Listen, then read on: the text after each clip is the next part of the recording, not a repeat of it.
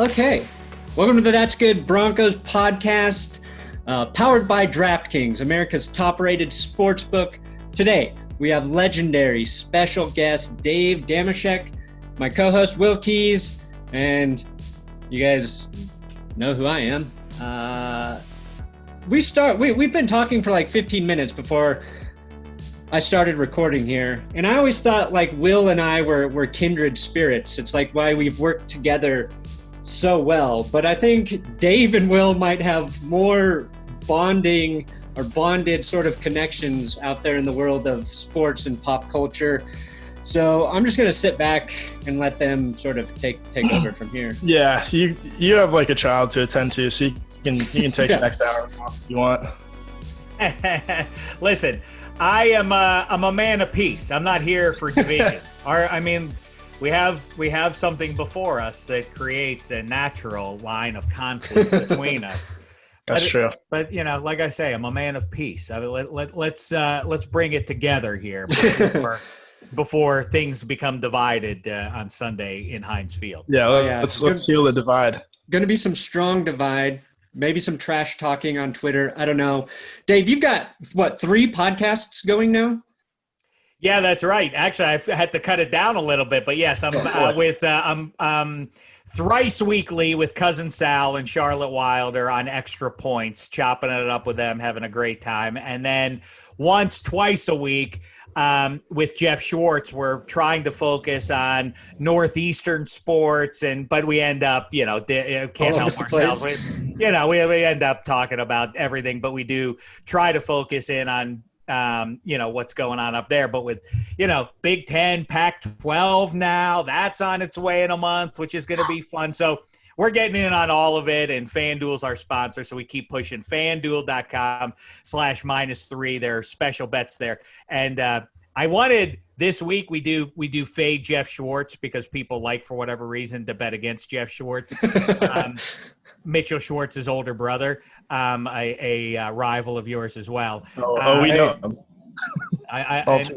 Yeah. Can I tell you something? You kind of look like him, Will. You're shrunken down. You're like Captain America. You're like before he got into that machine and got blown up to superhero size. Like, that's the same thing. You're Mitchell Schwartz before he becomes muscular. I'll take it.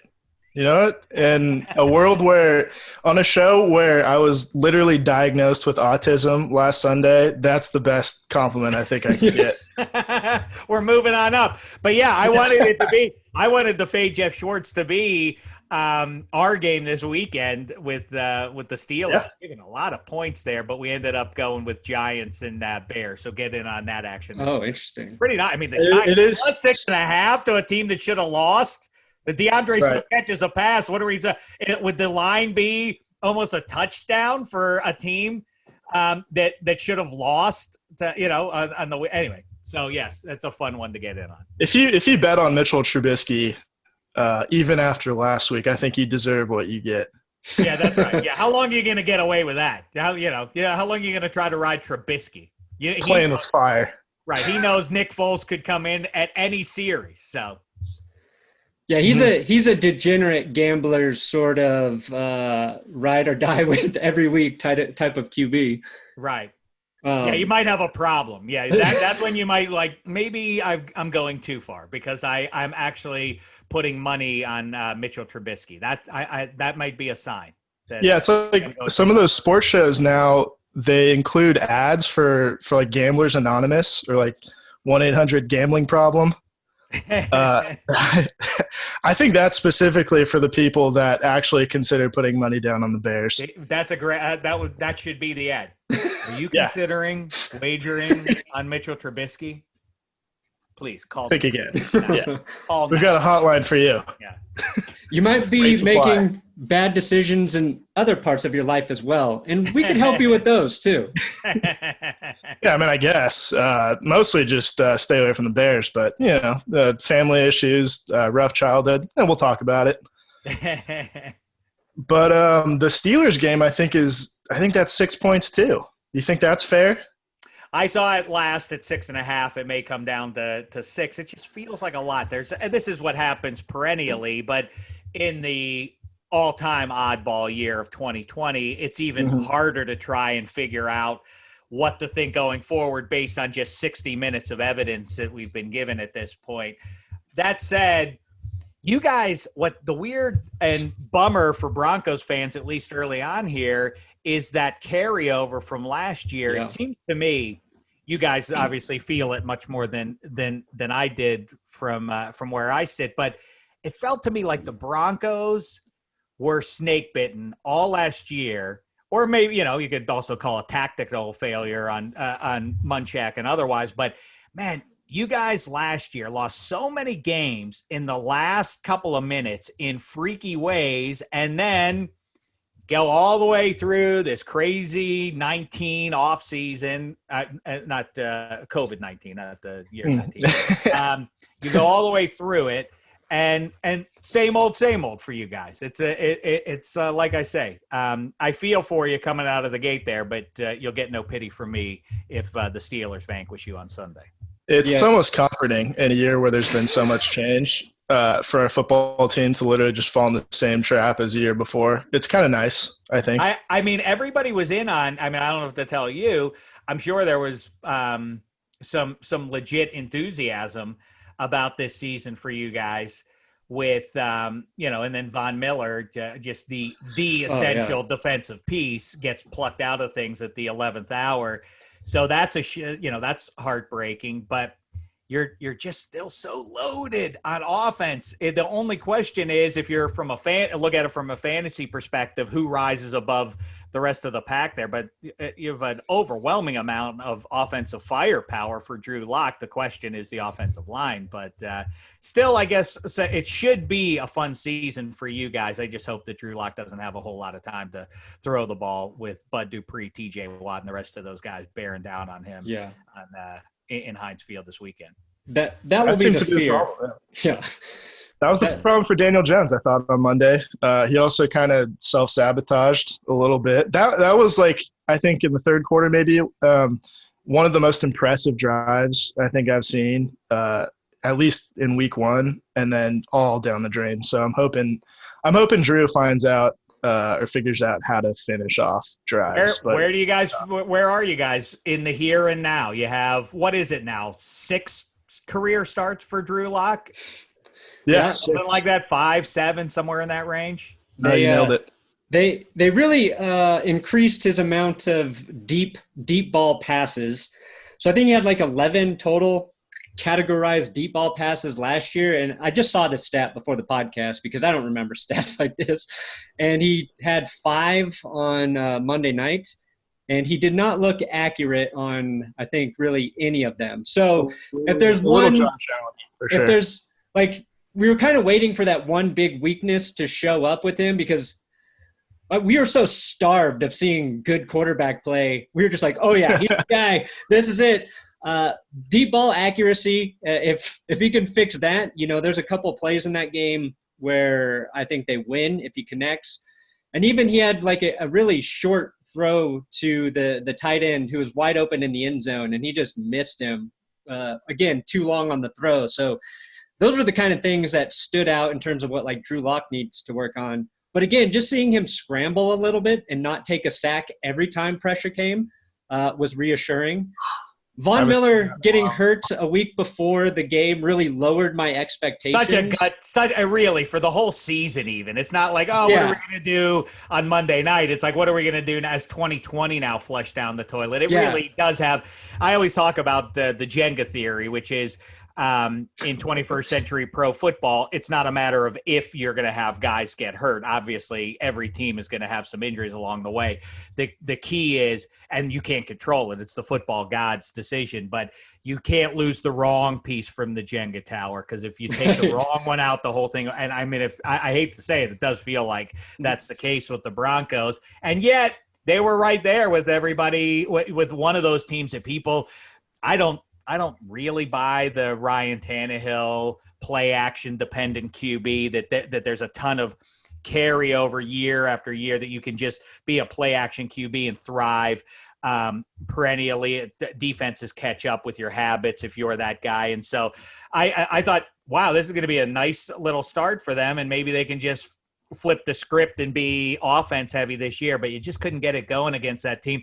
I do think, though, to your point, you had Jake Plummer, and we had Brian Greasy before that, and whoever Joe Flacco experiment for half a season. I do think you guys must be vibing to a guy who kind of in swagger has a little John Elway to him. I'm big on gunslingers. I know that you guys had Peyton too, who's the opposite of that. I don't call those guys game managers, Brady, Breeze, Peyton. I call them surgeons because they're super accurate, and they cross all their T's and dot all their I's, and they do all that. That's fine. But it's not as much fun, I don't think, as it is to have Elway, Favre, Roethlisberger, and I feel like your new guy, Locke, sort of skews into the latter group. There's a certain vibe about him, 21st century, busting rhymes on the sidelines, and you can tell he's cocksure and everything else. That's something fun to get behind. That's exactly what I was going to ask you about. And I think Bill Simmons uses this as his official metric of how good a quarterback is, but how much, as a Steelers fan, playing against them next week, does Drew Lock scare you at all? Does he put the fear of God into you, Dave? I'm not for Bill. Oh, he's not in your fantasy league anymore, I don't think. So you might not remember him. Oh, Bill. Yes. Now that you sometimes I didn't connect the dots on that. Bill Simmons, former sports writer. Right, formerly of my fantasy league. Formerly of ESPN. Unfortunately, kicked out of the fantasy league a couple of weeks ago. It was me with the help of his idol, Freddie Lynn. Kicked him out. We got him on Cameo to kick. Just a kill shot, an absolute kill shot. Listen. It's hard for me to your point that Drew Lock will run with the ball a little bit. It's hard to get really scared right now of any QB this side of Patrick Mahomes, or I guess I'd throw Russell Wilson into that group as well. And then the Steelers, I think, get already next week. They get Deshaun Watson after this one. Those are about the three QBs because the pressure that Steelers front seven has generated now from 2019 and one game into this one that's the thing to talk about. What are you scared of? Imagine being that QB back there. Those are big dudes, and they bring it, and they blitz you and everything else. You just don't – if there's a team – I know this is hyperbolic. I know I'm a Steelers fan, so take it with a grain of salt.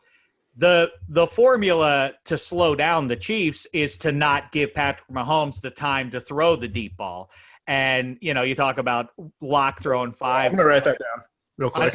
on Monday night, hopefully in time, Von Miller plus Bradley Chubb equals a devastating pass rush. That is the remedy to slowing down Patrick Mahomes. And by the way, Drew Lock in year 3, now we're talking 2021, but a year's maturity for the pass catchers, add a nice piece or two to the offensive line. I think the 2021 Broncos are going to be ready to roll.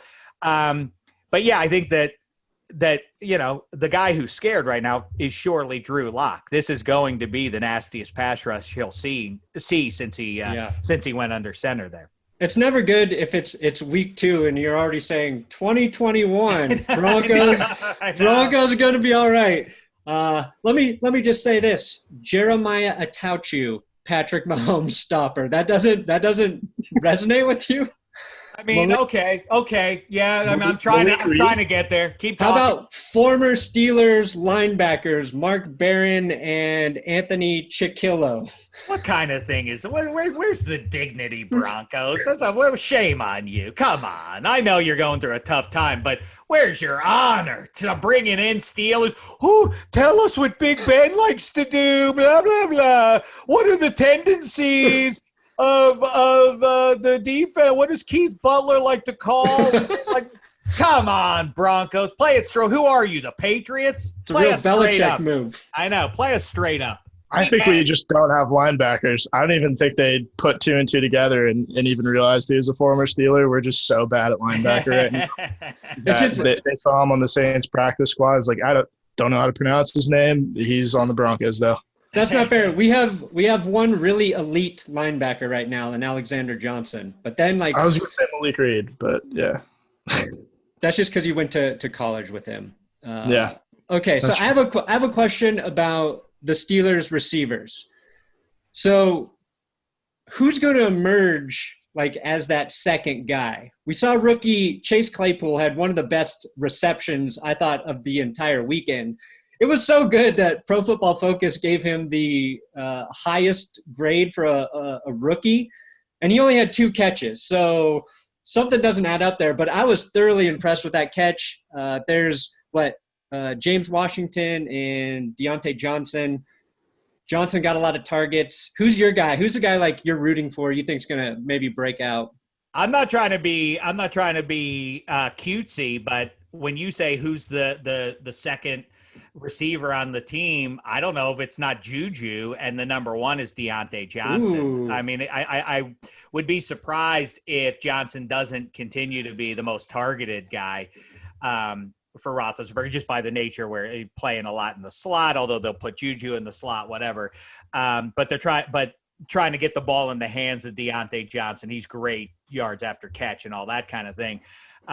So I think, they don't have the name brand guys that if you compare them to, Tyreek Hill and Travis Kelce as the top 2 pass catchers. I mean, that's what's overwhelming about that. As a side note, the Chiefs, maybe that's, if it makes you feel better, I don't know what'll be true in a year from now, but even if the Broncos were really good this year, are you really ready to roll with that team anyway? It's like that team, that Mecole Hardman barely touched the ball, if he touched it at all, in the opening game. He had like 1 reception for 6 yards. What? I mean, they're so loaded. I'm like, how would you ever, as a defense, if Patrick Mahomes has 3 seconds to throw the ball, how is it possible that somebody wouldn't be open?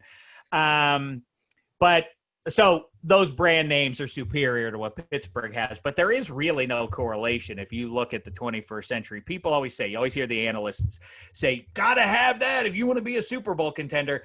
There are a lot of facts and myths where that's concerned. You do almost certainly need to have a high-end QB. There have been, Brad Johnson in the early part of the millennium, and Joe Flacco slipped through with a glorious run there. But for the most part, you have to have one of those high-end QBs to be a perennial contender. You have to be good at the line of scrimmage. You have to be able to rush the passer in January. There's no evidence that you have to have one of these number 1 top receivers, and like it's fun to talk about, like Julio or Nuke, who would you rather have, and all that kind of stuff. It's like you don't need to have either one to go deep in the playoffs, because as I say, there's no evidence that that's what wins you a Super Bowl anyway. Do you have any idea why like Julio Jones doesn't score more touchdowns? I have no idea. That's like the biggest mystery Will and I battle with every football season. It's like 10 catches for 160 yards and 0 touchdowns. Like every week, you're like, how does it's like it'll be one of the great football mysteries, I think. I love those kind of mysteries, and I also love the little, like, if you change one play and how much it can affect the way we think about the next 5 years or the next decade, or where people I mean. One of my favorite ones is out there. I think we actually talked about this, is that if Andrew Luck would have stuck to coming out after his junior year instead of deciding, you know what, I will go back to Stanford for my senior year, Cam Newton would have been a Denver Bronco. He would have been the second pick. They wouldn't have taken Von Miller with Cam sitting there. They would have Carolina would have taken Luck. You guys would have had Cam Newton. I think things would have looked very different over the last decade if that had been the case. Of course, Peyton Manning wouldn't have wound up there either. But the what if I was just going to do? See, I forget things. I forget things all the time. What if Fitzgerald Toussaint held onto the ball? That's the one. You jerk! I'm gonna come on cry if I weren't in lockdown. I'd get in the car and I'd drive to the Mountain Time Zone and I'd give you what for. Because you ain't Mitchell Schwartz yet. Okay. You're weak, Mitchell Schwartz. I got to pick up some weights. Yeah, you do. Yeah, that's right. I don't even remember what I was going, but there was a good what if somewhere in there, and if we can remember collectively where I started that. We can circle back to it. Here's a what if though. What if the Steelers rarely make a lot of moves in the draft. They rarely trade up, but they did in 2019. They swapped with the Broncos. The Steelers moved up to 10. They took Devin Bush, who a lot of people connected to the Broncos before that draft. Broncos moved down to 20, and they take Noah Fant, who's been pretty promising, had a strong first half last week, and then fell off the face of the earth. How do you feel about that move, trading up in hindsight? How's Devin Bush been for you guys? Well, it was kind of it was a not looking down the line even to this season. There was just a glaring need after 2018. To do something, in part because of those weird bad losses that they just couldn't stop late game drives, including against your Broncos. That was a signature. I mean, that's really, by the way, talk about what if and change this or that. That one play in the end zone that I don't remember who it was who dropped for the Broncos and intercepted the ball at the goal Shelby line. Harris. Right. I mean, that's where the friction began or not began, but that's where it really, caught fire. Yeah, really started to get out of hand there. So there was a glaring need that late game drives, they just like these long drives that inevitably were ending with the other team garbage or not. The Raiders did it as well to the Steelers that year, that they had to get Devin Bush. So yeah, at this point, and he played every single defensive snap on Monday night, did Devin Bush, after a year of kind of, people thought he'll hit the ground running. He's a blazing fast linebacker, a revelation, a 21st century style at the position. But then they put him in there and they're like, yeah, he doesn't know exactly. He's a step slow with reacting and everything. Not so this year. They're very excited about him. And centerpiece for a defense that in general is lightning fast. That really is a fun defense to watch. How do you reconcile the fact that he has a rat tail though? Yeah, it's very strange. It's very Daniel Boone, Davy Crockett effect, like the cap, with the cap, yeah, with the raccoon tail. That's exactly what it looks like to me. I'm gonna against my better judgment, I'm gonna allow it. But the asterisk I put next to it for all pro football players, if you're going to dangle hair out of your hat, you then cannot complain about somebody tackling you or grabbing you by it. That's you don't get to have your cake and eat it too, which also, as I've said before, that cliche needs to be amended to fixing things. And so what? I mean, like if you give me a cake, I'm going to eat it. Yeah. That doesn't make me a glutton. Like I gave Dave a cake, and do you know what that guy did? That pig did. He ate that cake. Like, what? Yeah. What did you want me? Should be he wants to have his cake and some pie. Now you're going too far. Now that's too much. But yeah, I think that I don't even know what we were talking about. It's all right. Hair. Yes, hair. Back to hair. Yeah. Ricky Williams, who probably late at night did enjoy some cake and pie and some cake and some ice cream and peanut butter and crackers, and then maybe did it all over again for I don't know why. But yes, he had the temerity to complain. Ricky Williams, like he's dangling that hair. He had the dreads, what did he have, cornrows? Or I don't remember what he had, but he would have the gall to complain about it. He got tackled once, but he's like, "That's not cool to tackle." You're the one with the hair. Troy Polamalu at least had the dignity. Larry Johnson, right, with the Chiefs once tackled Troy Polamalu. He's like, what are you going to do? My hair's hanging out there. So as long as Devin Bush doesn't try to have it both ways and be like, how dare you, after I tried to pick six you, Drew Lock, how dare you tackle me by my hair, That would be the best thing that could happen to him. If you just pull the rat tail out. That's just it just popped off. That's tearing the Band-Aid off. if it's a clip on. Yeah. If we were guaranteed to see that, I would root for a Drew Lock interception. Pretty worth I it. don't know. Let's maybe we could slide into Drew's DMs and see. He seems like a cool guy. He might be willing to do that for us. How confident are you on your hair tackling ability, Drew?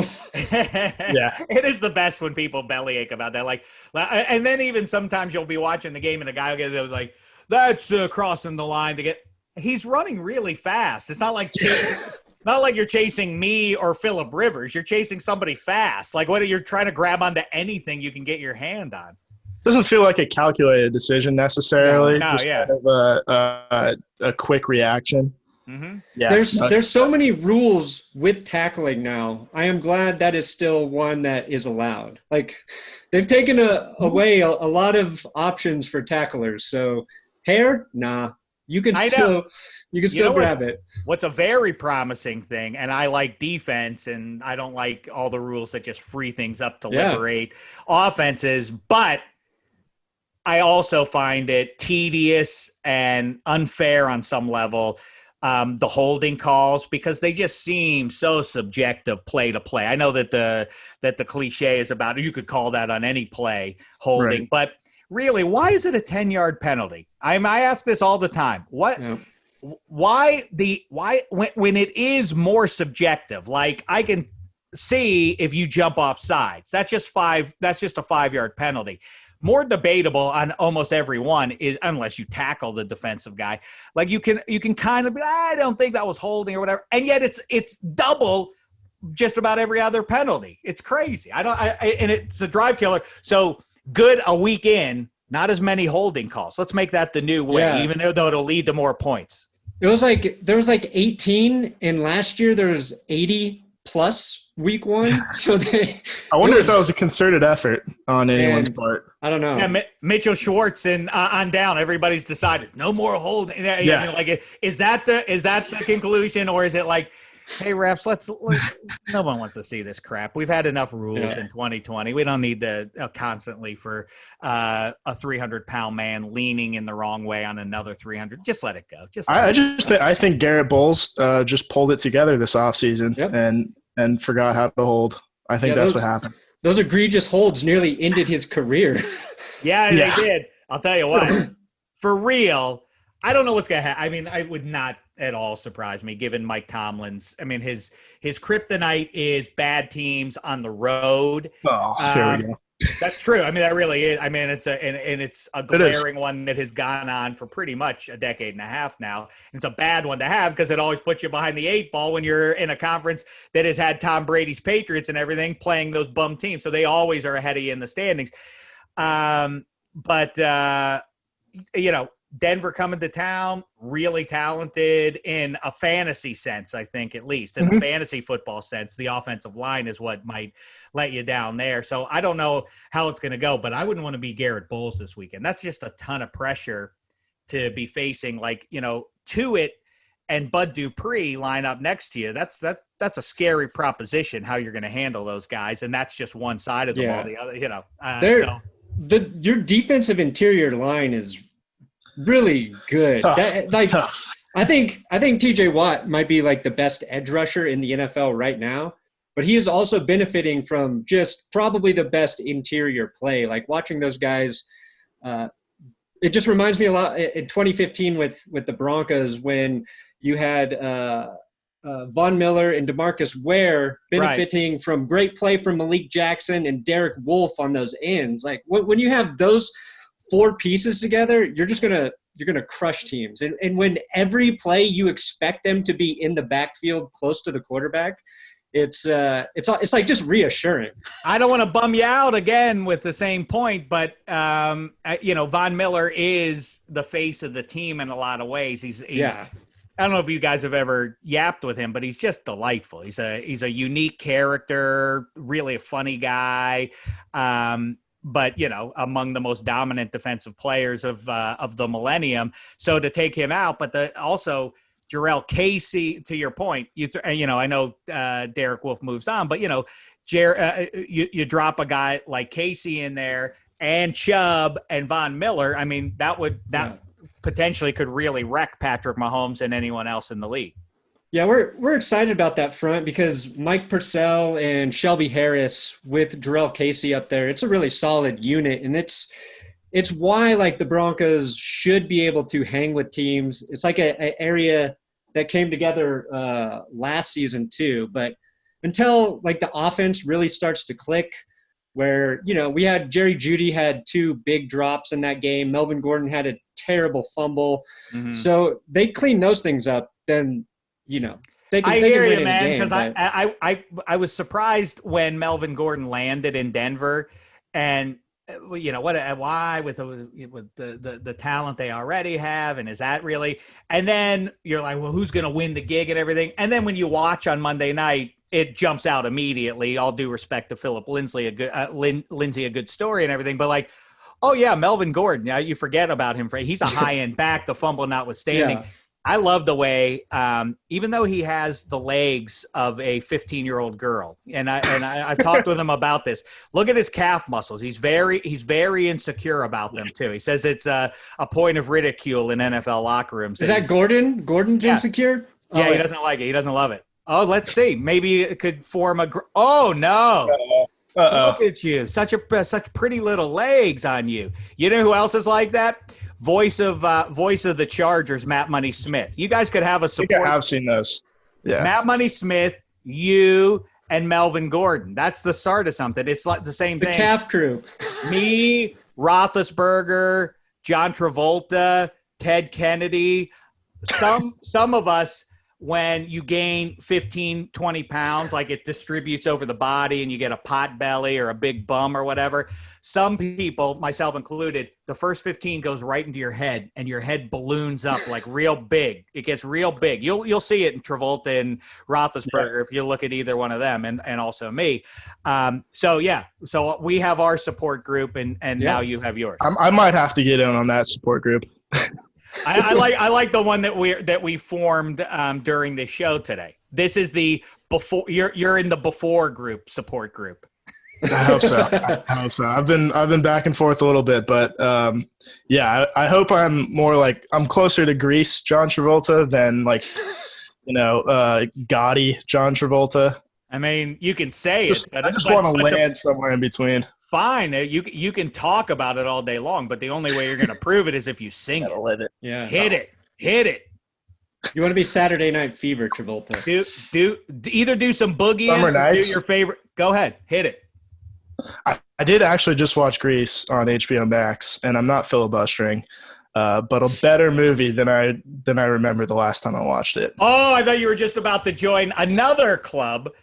That I'm in with cousin Sal and my sister, and I think that's the full list, who sincerely believes that Grease 2, this isn't me trying to be a contrarian, I really believe this. Yeah. Grease 2 is better than Grease. Michelle Pfeiffer, Adrian Zahmed, it's a great picture. I don't think I've ever seen Grease 2. I haven't seen it. It was an ABC family staple back in the 2000s, but I can't say I've seen it. And you don't see it anymore.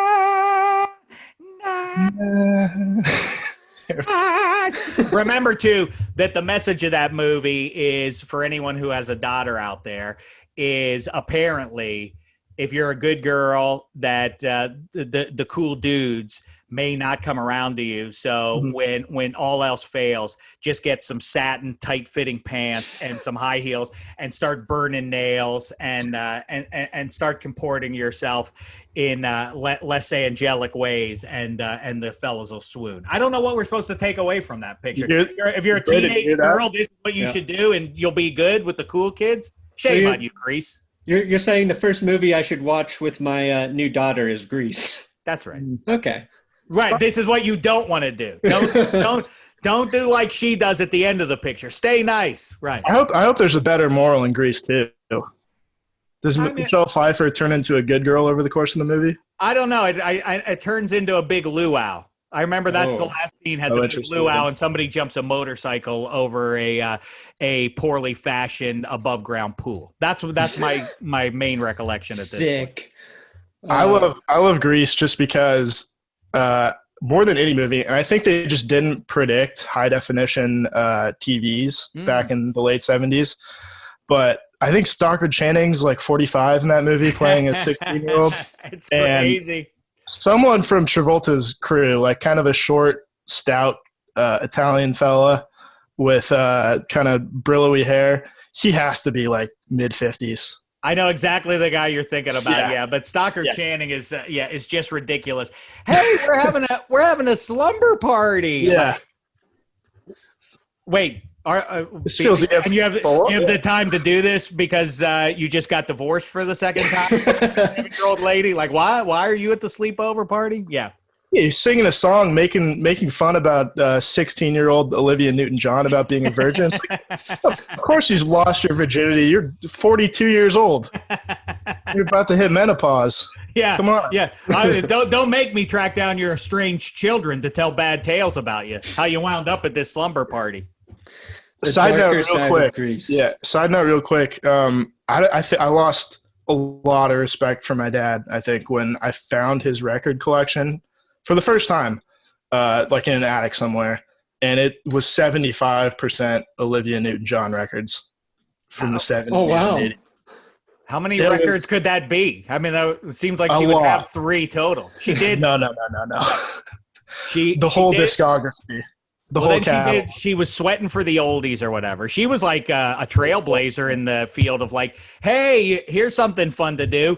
I'm going to work out. Why don't you do a videotape of me doing that? Like that's a weird brassy move. It's kind of like, and I've said this to Joe Manganiello, the handsome devil from Pittsburgh, PA, who was in what's it called, Magic Mike. Mm-hmm. I said to him, you got to have some balls. You got to have some ego to like, what's this movie about? Like, it's about super attractive male strippers and women can't help themselves around them. Like, oh yeah, I'd like to audition for that. What? Ain't you full of yourself thinking that you're the guy to fill that role? Can you imagine what I mean, my life and the people in it have beaten me down so thoroughly. It would never go like, hey, there's a new movie that's casting. What's it? Really buff strippers. Like, why are you wasting my time talking to me about that? Of course, I wouldn't get that. Imagine having the balls to say, I'm going to go audition for that. Yeah. But then Olivia Newton-John then makes Xanadu, which is a mystical musical. Yeah. Yeah. I got through about 15 minutes of that one night and then said, I don't understand this at all. I'm gonna go back to Greece. But I learned. Now we are here. Xanadu. Do you want to do our segment, Will? So we've got a game lined up for you, Dave. We put some. I know you like gunslingers as opposed to the guys that cross the I's and dot the T's, but right. I did decide to put a little bit of preparation into this. And I'll preface it by saying the thing I like about both you and Brandon is you don't hide the fact that you're fans. You're homers even. I think you've said it yourself before. I don't agree with that definition. Okay, well, we have to scrap the segment then. just as I give Peyton and all those guys, I don't demean them. I don't marginalize them by calling them game managers. They're surgeons. A homer? No, I have a rooting interest. Perna has a rooting interest. I can't speak for him. I can tell you it does not impact what I think is going to what I want to have happen versus what I think is going to happen are not always the same thing. As long as you can have that line, I think you remain semi-credible. But all that being said, hanging right behind me is a steel curtain football jersey and otherwise. So, take me with a grain of salt, of course. Right. Okay. Well, I guess I'll amend this slightly. No, go ahead. Play the segment was called Homer Hypotheticals. I'll change it to rooting interest hypotheticals. That's got a much better ring to it. The alliteration. Definitely. Kill the alliteration a little bit. But rooting interest go ahead with it. So to me, these hypotheticals they're going to seem like they're just personal preference, which to an extent they are, but I think they're actually carefully thought out psychological checks that are going to determine who is I said the greater homer, but who has a stronger rooting interest in their team. So we got 3 hypotheticals. I'm going to ask I'm going to ask 3 to each of you. And Dave, because you're the guest, I'm going to start with you. So hypothetical number 1, Dave, you have been magically endowed with Adrian Peterson's iron grip handshake, as well as the ability to travel back in time. Whose hand do you shake and thus render unable to play prior to their signature playoff game? Neil O'Donnell in Super Bowl 30 or Tim Tebow in the 2011 wild card round? Fascinating. I am going to go I'll go with O'Donnell because he's the stinker for all of time. You know, they were going to win that Super Bowl. The Steelers were going to win that. That was the way that whole season went for them was they kept it close. And then the last couple of minutes, they would have at minimum forced overtime. And that would have been something Cowboys Steelers in overtime of Super Bowl 30. I got to say, I think we've talked about it before. Broncos fans love to hit me up to troll me about that one. That one never bothered me that much. My guy Ike Taylor got on that one, got the stiff arm and everything else. I don't mean to pee on the good times for Broncos fans because I know that was a special one, but from this woke Steelers fan, even if they would have won, like I think they had several injured. Like Casey Hampton got hurt in that game. He was done for the season. They like the season. Here comes the excuse train. That's right. That's what they said. The thing I remember more than anything else was watching Demaryius Thomas run down the sideline and the crowd going wild and all that. And I was thinking like, well, good thing for the new overtime rule because I guess now the Steelers get there, but and they're like, that's the game. I'm like, I don't understand the overtime rule. Obviously, wait, the game's over? Oh, well, that's a shame. Yeah, so I'll take O'Donnell. Okay, you're playing directly into these hypotheticals. I really like it. The worst game ever was when the Broncos came into Three River Stadium and Elway and when Cordell had the early lead. Yeah. That was one, man. That was the one. That one is one of the worst Steeler losses of my lifetime. That's like top 3 bad. He threw a bad pick in the end zone in that game. Really, he threw 2 picks in the end zone. At the end of the second quarter, he threw a deep. They were about to go up, I think, 17, and they wound up going into the locker room losing the game. Somehow, I don't remember how that all. And then an 8-minute drive to start the third quarter. And it gets picked off in the end zone, and that's when Romanowski is doing that Cordell thing. And all of a sudden you look up and you're like, wow, we got like 20 minutes left in the whole game now, and we're still trailing. But anyhow, please proceed. I always think of – I don't know why either. It's just Yancey Thigpen is always the first player I think of from that It's game. a great name, really. That's just stuck with me for years. Yancey Thigpen. He was good. He was good for a little while there. Strongly resembled Tupac, I thought. He had the same look going on. Him and Kayvon Webster have Kayvon definitely does. Tupac look-alike support group. Anyway, all right, Brandon, similar question for you. Whose hand are you going back and crushing with your Adrian Peterson-like iron grip? Raheem Moore prior to the 2012 divisional round? Could I have super strong calves instead and use that to crush them? Like the Bond girl from Goldeneye? Sure, yeah, whatever. I think that kills them, but we'll just say it, knocks them out for the whole game. Sorry, continue. Yeah, no, it's okay. Or do you crush Mark Brunell's left hand before the 1996 divisional round? Who was the first one? I was thinking about my calves. Oh, Raheem Moore. Raheem Moore against the Ravens, or Mark Brunell in 96. Oh, I go Raheem Moore, easy. The whole losing to the Jaguars in that playoff wildcard game set the Broncos up to go back-to-back Super Bowl wins. I think it had like some sort of weird momentum shift. Intangible, you can't replace that. Raheem Moore is like the play we debated for taking back one Broncos play. I think if Denver gets to that Super Bowl, they win. It's just such a gaffe in that situation. That really was bad. For the record, though, Peyton is the one who threw the interception, not Raheem Moore or anybody else. No, and John Fox doesn't give Peyton Manning a chance with the ball with like 40 seconds left in the game when they had some timeout. So there's a lot of things you can look back to, but that was a crazy one.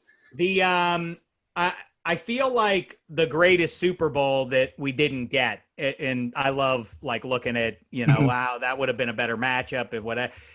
Maybe the best one ever is if the Falcons in '98 were not a bad team. Oh yeah, they were 13-3. Were they 14-2? I was going to say 14-2 yeah, 14-2, against and then you had 15-1 Vikes. But they didn't have that gear to hang with with Elway and company. If you would have had that crazy Vikings team against Elway and I guess what shaped up to be the last game of his career, the defending champs, I think that's the greatest Super Bowl that we were deprived of. Yeah, I was so happy when Atlanta won that game. I'm sure. I was scared of the Vikings, and I was not scared of Dan Reeves in the Super Bowl. It's weird because you guys don't get credit. It's funny because of that Vikings team that you avoid playing. The narrative 20-plus years later now is like, isn't as much respect as that Broncos team deserves because you knock off the Packers improbably. Like nobody in advance of that game thought that was going to happen. Then you come back the next year as a juggernaut, but because it was against the Falcons, it diminishes the back-to-back on some level. And if it would have been against the Vikings, people would hold up that Broncos team a little higher than they currently do. There's something nice about your team. See, I said something. There we go. Thank you. I wasn't expecting that, but way to go. All right, so I'm giving you both a homer/rooting interest point for your answers, and here's my explanation. So the true homer only ascribes agency to his own team. He can never admit that his team was outplayed, only that they beat themselves. So you, Dave, you took Neil O'Donnell. You'd have wiped Neil O'Donnell from history.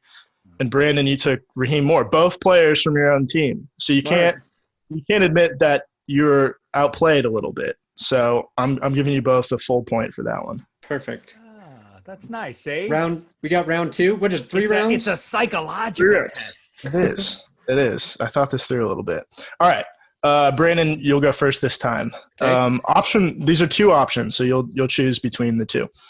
Option one, you're guaranteed 3 more All-Pro seasons with Von Miller, who later retires as a Bronco after a few more years having settled into the role of mentor a la DeMarcus Ware.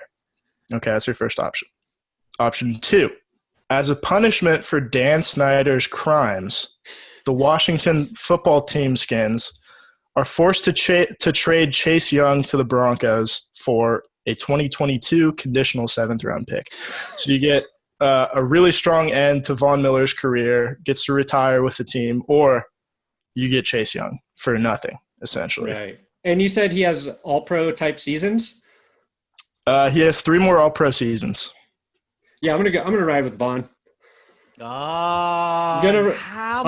are bleeding into homerism here. I'll play the short term. That's 3 premier seasons from the guy who carried this team to a Super Bowl win. I have to go with Von Miller. You know what? I kind of like that answer, not just as a homer, because as we see now, remember everybody, it was not long ago that it was like, hey, all 5 of the QBs taken in the first round of the 2018, they all look good. They're all going to be good. Josh Allen, Lamar Jackson, Baker Mayfield, Sam Darnold, and Josh Rosen, they're all going to work out. Now they're exactly 2. And Josh Allen lacks certain base, what you would assume are fundamental requirements for an NFL QB. The other 3 are like out to sea at this point. We don't know if they're ever going to fix things. So yeah, maybe playing for the here and now. And if Von Miller is an all-pro for 3 more years, that means he's playing really well. Yeah. And that means the defense is really good. I think I like your answer there. I'm loyal. Okay. All right, Dave, you got a similar proposition. So option 1, you're guaranteed 1 more Super Bowl appearance with Ben Roethlisberger under center. Whether he wins the Super Bowl, up to him. Option 2, tomorrow, in a preemptive cap relief transaction, knowing he will have to pay his quarterback in 2023, Bengals owner Mike Brown trades Joe Burrow to the Steelers in exchange for Mason Rudolph. So another Super Bowl appearance at least with Big Ben, or you just get to absorb Joe Burrow from your rival. Look, I've been riding since 2004 with Big Ben Roethlisberger. I'm not jumping off now. I want to see one last trip to the Super Bowl. I want to see he played in Super Bowl 45 against Aaron Rodgers and the Packers. They were down 6 points. They get the ball with 2 minutes to go. If he throws a ball and it bounces off somebody's head and it goes into Hines Ward's arms and he runs it in for the touchdown, is there any debate that Roethlisberger is one of the 6 or 8 best quarterbacks of the Super Bowl era? Now it's kind of like on the fence and I don't know and everything else. And also, if I can be cute with my answer too, this isn't 5 years ago.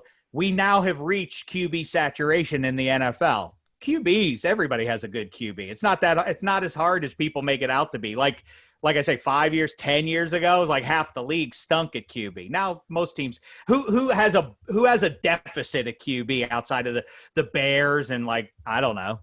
I guess you guys are TBD maybe, but but like when the worst QB going is Mitchell Trubisky, that ain't bad. Yeah. It wasn't very long ago. It was like Case Keenum. Like you're going to start Case Keenum in an NFL game on purpose? That seems like a bad idea. Yeah, it might be like Ryan Fitzpatrick and Phillip Rivers right now.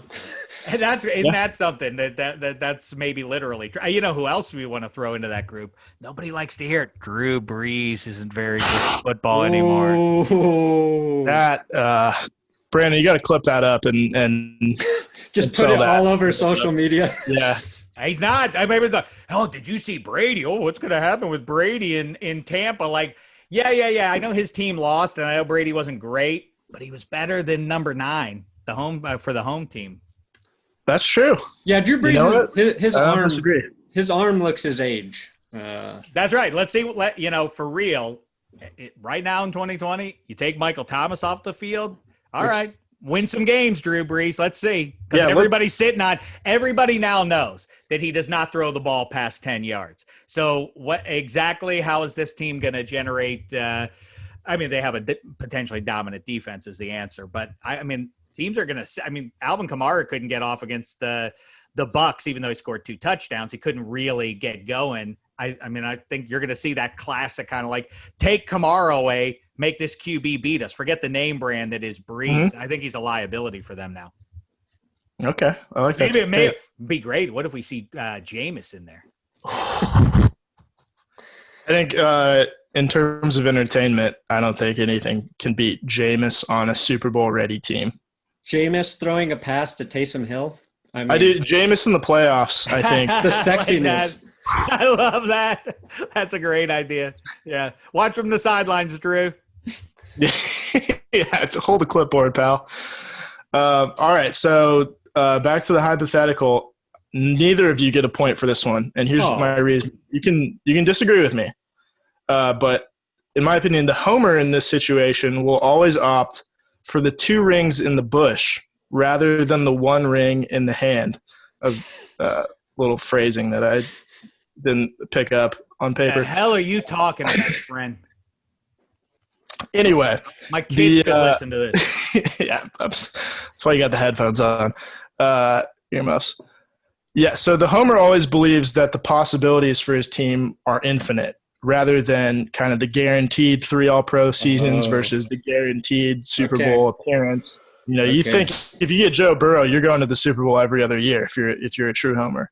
And if you get Chase Young, he's, you're penciling him into the Hall of Fame. So you got back-to-back Hall of Fame pass rushers, pairing Bradley Chubb too.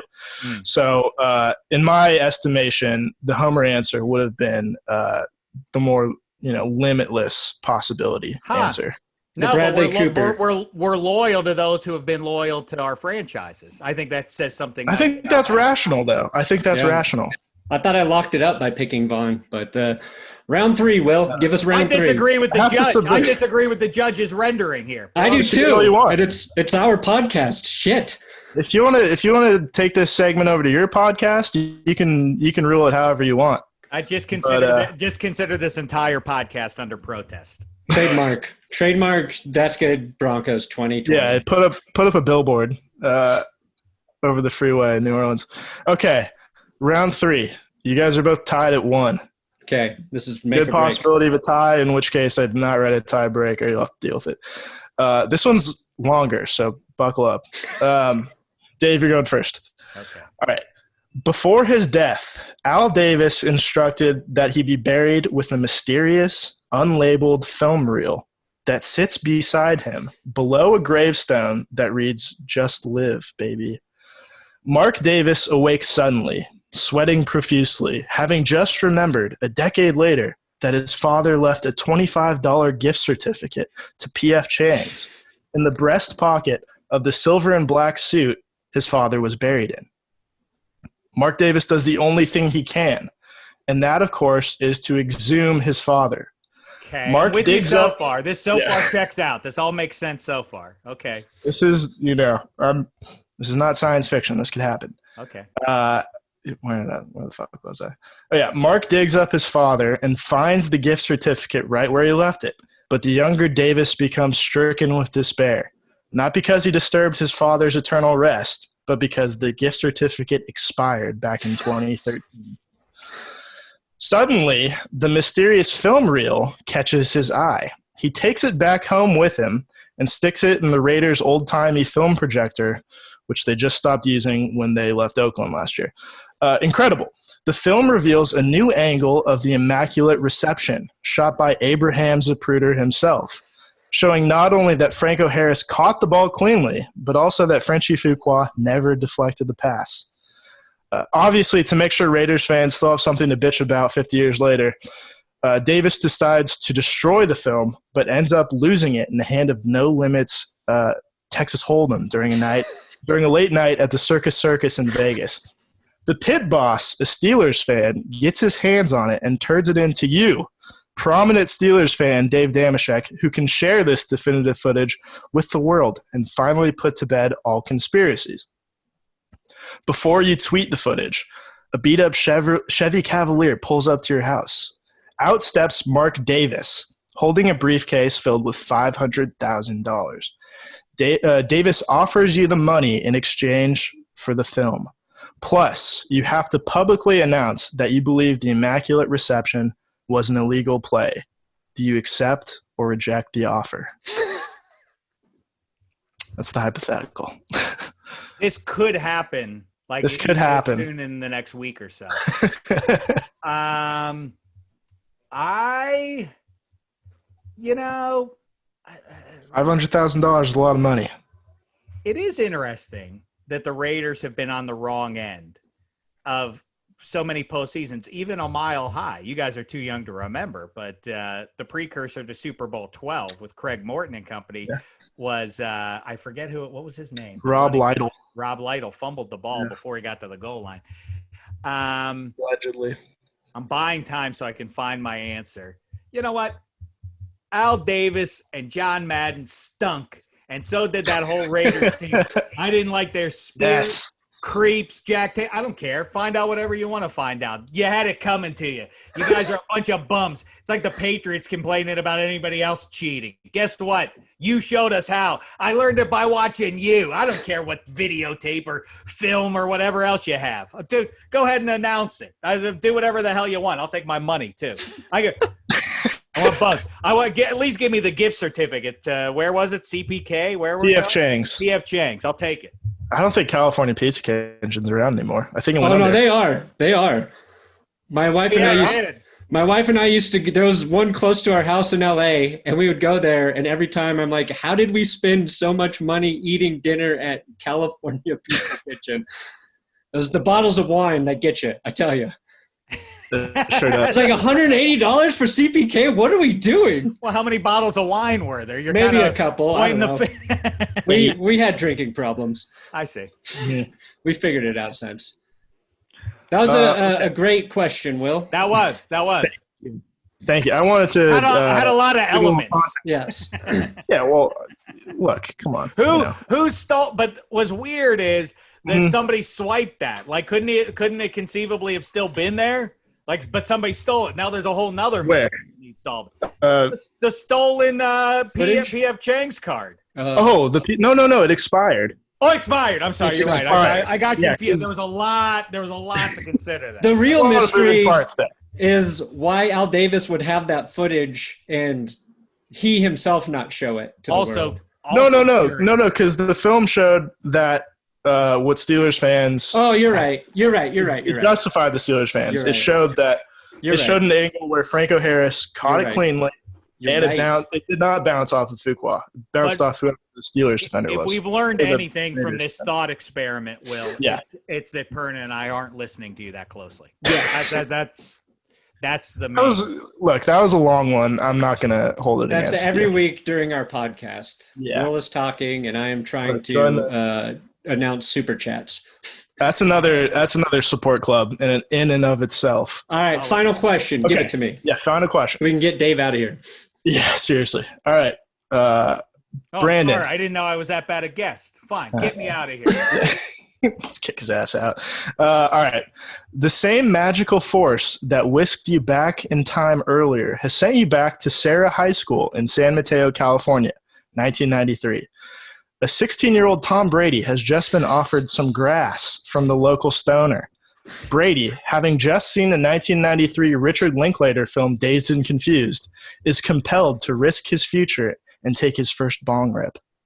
Suddenly, as you watch from the bushes like a creep, the ghost of John Hamm appears and begins speaking to you, much like in It's a Wonderful Life. Hamm informs you that the weed has been laced with a special poison that will cause Brady to gradually stop caring about football and spend all of his time eating cereal, watching cartoons, and chilling out, man. Your natural inclination is to let nature run its course and disarm the quarterback that would cause you so much grief in the 21st century. However, ghostly John Hamm reveals to you that if Brady stops playing football, it will create a ripple effect that eventually causes Peyton Manning, future Broncos Hall of Fame quarterback, to develop his own crippling drug habit, a debilitating bath salts addiction picked up in a trip to Gainesville, Florida in 1996 that causes him to flame out at Tennessee, never reaching the NFL. Do you let Brady ruin his career, knowing Manning's legacy goes out the window with it, or do you take the pain of the Patriots dynasty as long as you get to experience that beautiful 4-year run with Peyton Manning? I just want to say, what an easy question. Go ahead, Perna. Well, now I'm second guessing what I was going to answer. I think it's easy for Dave because he doesn't love Peyton Manning the way I do. Oh man, I'm not going to be. Okay, I've got my answer. I stopped Brady from ruining his football career. The pain the Patriots have caused me have also helped me monetize my YouTube channel. So part of me has to thank them for letting me, pay my mortgage. But also, I have to believe that without Peyton Manning's career, at this point in my life, I couldn't have hope that the Manning family would become the next owners of the Denver Broncos. So I am going to keep Peyton Manning's career, and I'm going to endure Tom Brady, because even though everybody else is going to put him up on this pedestal, I know in my heart that he's just a good quarterback and not the best quarterback to ever play the game. Okay. And no rewriting of history can change that in my belief system. Rewriting of history. Listen, here's the thing with Tom Brady and the 21st century Patriots. Maybe this will make you guys feel better too, as a fan base that has suffered for their achievements this century. This thing about, like, do we need to put an asterisk in the history books or whatever? It's like, do people imagine that there is some great book of football history? Like, we will now impose in permanent ink the thing, like, they're already stained. So we already have that over them. But I would think if you're a Broncos fan through and through, you would say, all right, we had some nice years with Peyton, but we also had an entire career with John Elway. And if you take Brady and Peyton out of the mix, John Elway has a strong case as the best quarterback of the Super Bowl. Isn't that more satisfying to you than otherwise? And it's easy to me too, because if you take those two guys out of the 21st century, this guy over my shoulder here, number 7, Big Ben Roethlisberger, fist bump Big Ben, is maybe in that conversation too. Fair enough. Okay, Dave. I thought about that. Just for that little addendum at the end there, bringing Ben Roethlisberger into the competition, you win the biggest homer award. Oh my God! I knew It wasn't even your question, and you stole it, and I wasn't even done and won it. Without Peyton Manning, John Elway doesn't have a case to be also the best GM in NFL history. Which all right, you want more black and gold out of this guy? The single most important figure to one sports franchise in North American sports, probably the whole world, is Mario Lemieux. People say John Elway, he's good. Lemieux, better. Interesting. More homerism for you. It's inarguable. Yeah. Well, look, Dave, you already won. You don't need to show off. Gilding the lily. Get ready, because it's all black and gold over orange and whatever you call your blue color throughout Just this blue. We go with blue. Just blue. All right. You got to get rid of those the uniforms. It's time for any uniform other than the one that they wear now, right? The blue ones or the orange ones? Because they wore the blue ones on Monday. Both. Blue ones are better than the orange jersey ones, but either way, get back. I think to we the all 80s one. We all agree with you. Yeah, I like the AFL ones too, with the blue sleeves and the orange jersey. Okay, not the striped. Nice. Yeah, those ones are. I cool. like them both. Brown ones. The brown ones are also good, but now you're orange, so you can't do the brown. Can't go and back. gold. Can't go Hard back. to go back. Yeah, kind of a branding Pantone kind of thing. Okay, well, thanks for playing along there. Our final prediction, I think we all agreed the Broncos are probably going to win on Sunday. So I won't even, Yeah, we won't even. I won't even ask you at this point. They have all the pressure on their shoulders. That's it. Like with plucky Steeler bunch hopes they can hang with Drew Lock's football club. You got a juggernaut coming to town on Sunday, so hold on. But yeah, I think that's all we got for you. Want to plug your podcast again? You have Extra Points with Cousin Sal, Charlotte Wilder, and then you have -3 with my brother Jeff Schwartz, apparently. Correct. And you have the great Daves of Thunder with David Feeney. Yes. A great. Shouted out Daves of Thunder. Yes. I was thinking about, when I was gonna plug it for you, like what kind of podcast do you compare that to? And I can't come up with an answer. It's it really is this. I am a part of it, and so it sounds arrogant, but really the funny guy on it is the other guy, David Feeney.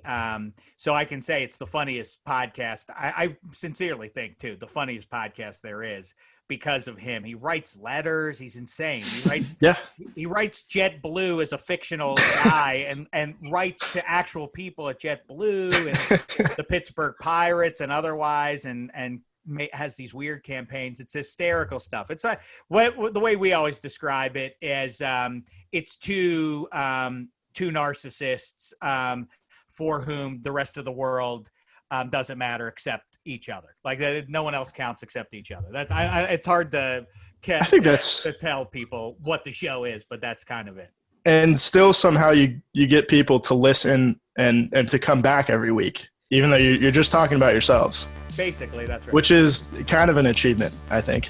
Yeah, that's the dream. I think so too. Yeah, right, exactly. But yes, it's great fun. I appreciate you listening to it. Yeah. Yeah, you've monetized 15 minutes of therapy a week, essentially. Excellent. Well, but now we have these new support groups that we've put together here during this hour. So, right. Yeah. So look forward to as well. Real quick, Benny Snell, underrated guy, underrated running back. He looked great last week, but is that kind of an anomaly type performance? I think with that offense, you can certainly get by. I think in most NFL situations now, you can get by with somebody who's a north-south runner, hard runner.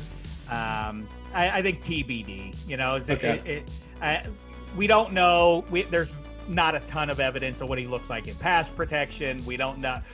There is very, very little evidence going back to Kentucky that he's much of a pass catcher. That's not terribly functional given the way pro football rolls these days to have a guy who doesn't catch the ball out of the backfield. But yeah, he definitely looked good. And James Conner gets hurt a ton, as I think is clear now. So, from a Steelers fan's perspective, a lot of people are talking J.K. Dobbins. Did they miss their chance to grab that banger and instead took Chase Claypool? I guess time will tell. All right. Looks pretty even, I thought, on Sunday. I guess. And Monday, I guess. But we'll see. We'll see. Yeah. Time will tell. Time will tell, fellas. Thanks for joining us, Dave. We appreciate it. Yeah, thanks, Sure Dave. thing. Anytime, fellas. You guys are dynamite. Enjoy your stuff, and we'll kibitz later on in the season, I trust. Awesome. Yes, definitely. Appreciate it. Oh, maybe we can talk before the Super Bowl when Jameis Winston is about to take the field of the Saints against Drew Lock and the Broncos. That'll be fun. Yes. Perfect. I can't wait for that.